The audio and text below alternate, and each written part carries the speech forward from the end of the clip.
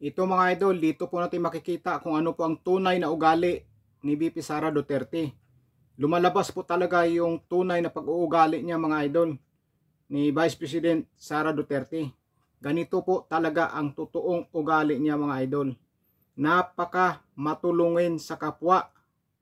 Sobrang napakatulungin sa mga mahihirap, lalo-lalo na sa mga nangangailangan. Yun po ang totoong ugali ni Vice President Sara Duterte. Yung pagkamatulungin sa mga nangangailangan, lalong-lalo na po sa mga mahihirap. Dito mga idol, may post po si VP Sara, mga 6 hours ago ito. Ang sabi dito mga idol sa post niya, Western Mindanao Satellite Office visit of the Vice President Zamboanga City.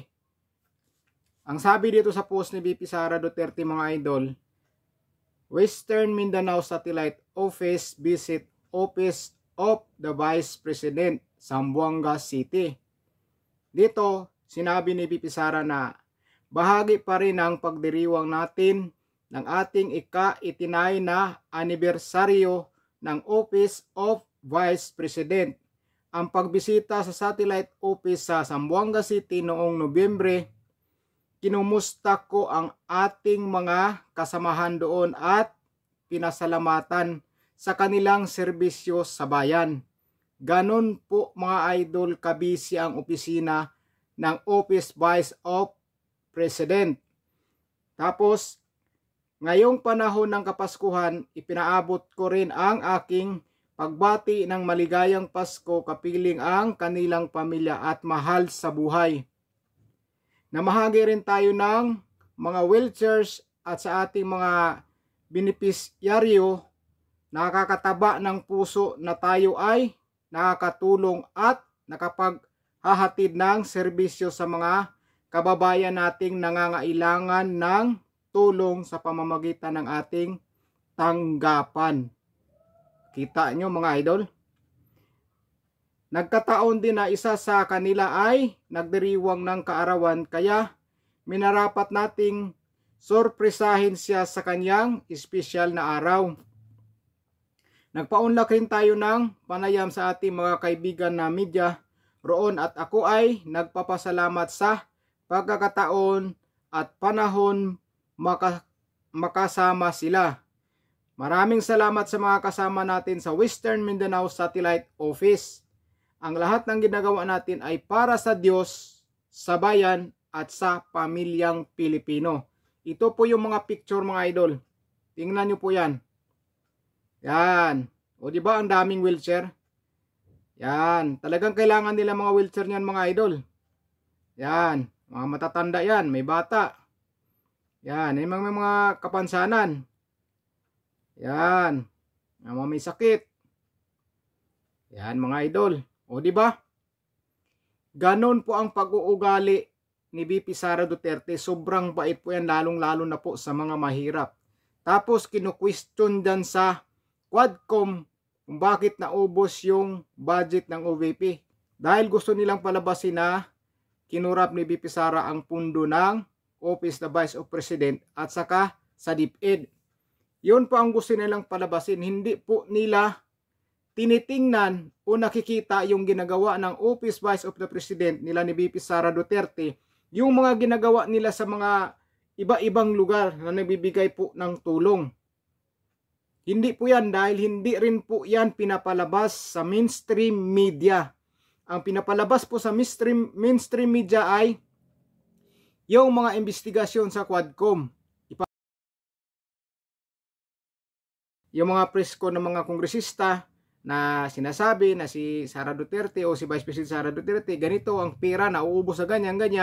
Yan ang pinapalabas sa mainstream media. Pero yung mga ginagawa ni VP Sara sa pagka Vice President, yung mga binibigay na tulong kung saan-saang lugar, sulok sa Pilipinas, kahit sa kabundukan, pumupunta yung mga tauhan ng Office Vice of President para makapagbigay ng mga tulong, hindi po yan binabalita sa TV o sa mga mainstream media.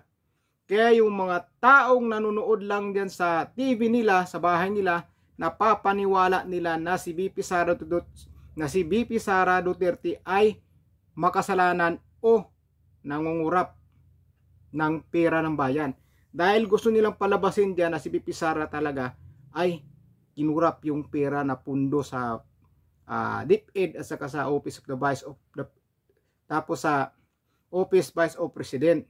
Yan po, hindi po pinapalabas sa media yung mga tulong-tulong na ginagawa ni BP Sara Duterte. Saan lugar namimigay ng tulong, pero nakita nyo ba yan sa sa balita sa TV? Di ba hindi yan nila pinapalabas o hindi nila yan binabalita?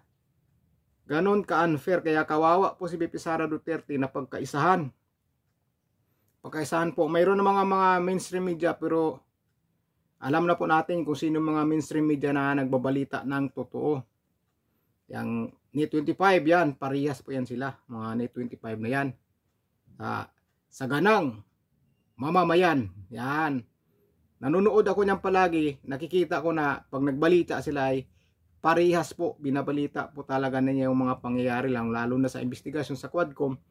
Pero yung sa mga ibang mainstream media mga idol, talagang kawawa po si BP Sara Duterte. Kawawa po. Kawawa po siya dahil kapag mga tulong ng Office Vice President kung saan na lugar, hindi po pinapakita yan. Hindi po nila pinapalabas sa TV. Pero pinapakita ko dito sa inyo idol kung kaano ang totoong pag-uugali ni BP Sara Duterte. Ang totoong pag-uugali talaga ni BP Sara Duterte ay isang simpleng tao, matulungin, mabait, lalong-lalo na sa mga mahirap. Tingnan mo naman yan pag naglalakad, Vice President. Kakawayan mo yan. Pag nakita ka, kakawayan ganyan. Kapag sabihin mo, ma'am, pwede makipag-selfie? Lalapit sa iyo yan, makipag-selfie. Subukan mo sa ibang mga opisyal na ng gobyerno kung magagawa nila yung ginagawa ni BP Sara Duterte. Na kapag may makipag-selfie, makipag-selfie din po si BP Sara Duterte. Hawakan pa niya yung cellphone ng gustong makipag-picture sa kanya at siya ang kukuha para talagang maganda ang kuha. Subukan mo sa ating presidente yan kung magagawa man, kawayan mo sa malayo kung kakawayan ka niyan. Kung bubuksan ka ng bintana sa sasakyan yan. Si BP Sara, kahit dumaan niya nakasakyan, makita kanya kinawayan, bababa ang bintana yan, kakawayan ka, minsan hihintuan ka pa.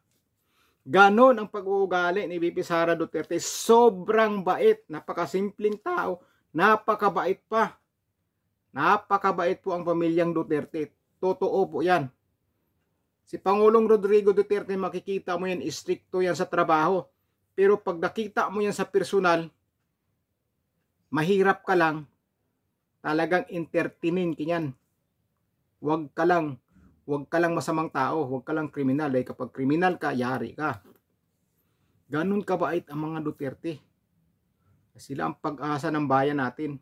Para yung mga kurap dyan sa ating lipunan ay mawawala po yan. Dahil hindi po tayo asinso ang bansa natin kung hindi po mawawala yung kurap. Dahil yung budget na pundo, hindi po yan makakarating sa atin, sa taong bayan na buo. Makakarating po yan, kapiranggot na lang po. Kung saan-saan po yan dadaan ng mga opisyal. Kaya tayo walang asinso. Ang apektado, tayong mamamayang Pilipino na nagbabayad ng buwis. Lahat naman nagbabayad ng buwis, pero tayong mga mahirap dahil kailangan natin yung tulong ng gobyerno. Kung paano nila pababain yung mga presyo, mga singili ng kuryente, tubig. Yan. Kaso, karamihan sa atin, wala eh. Wala. Tapos yung mga mainstream media naman na nagbabalita, yung mga tao na sa TV lang nanonood, lalo na medyo maedad na, napapaniwala nila na si BP Sara Duterte ay talagang kurap. Nakikita ko po sa mga comment yan. Nakikita ko. Minsan sa mga vlog, nanonood ako. Kaya napag-isip-isip ko, parang kawawa itong mga tao na kulang sa kulang sila sa informasyon dahil lang napapanood nila, pinabasihan lang nila sa napapanood nila. Yung iba naman sa TikTok. TikTok nanonood. Diyos ko. Kung gusto nyo pong mapanood ng mga totoong pangyayari, pumunta kayo sa mga site ng mga halimbawa, Office Vice of President. Yan. Ipopost nila yung mga ginagawa nila, makikita nila lahat yung ang mga trabaho nila kung saan-saan sila pumupunta. Hindi yung sa mga balita lang na porque ganito si BP Sara, nawawala yung pera, 11 days lang, ilang milyon ang naubos. Paano hindi maubos? Napakarami pong satellite offices ang Vice President. Napakarami, sinabi niya, diba, 400 plus. Yung ilang milyon na pera, pag kinalat mo yan, ubos na kaagad yan. Kahit isang araw nga siguro isang bigay mo lang o hati-hatiin mo yan. Ubos kaagad yan. Diba? 400 satellite mahigit yung office nila para maabot yung mga tulong nila sa mga sulok-sulok ng ibang lugar.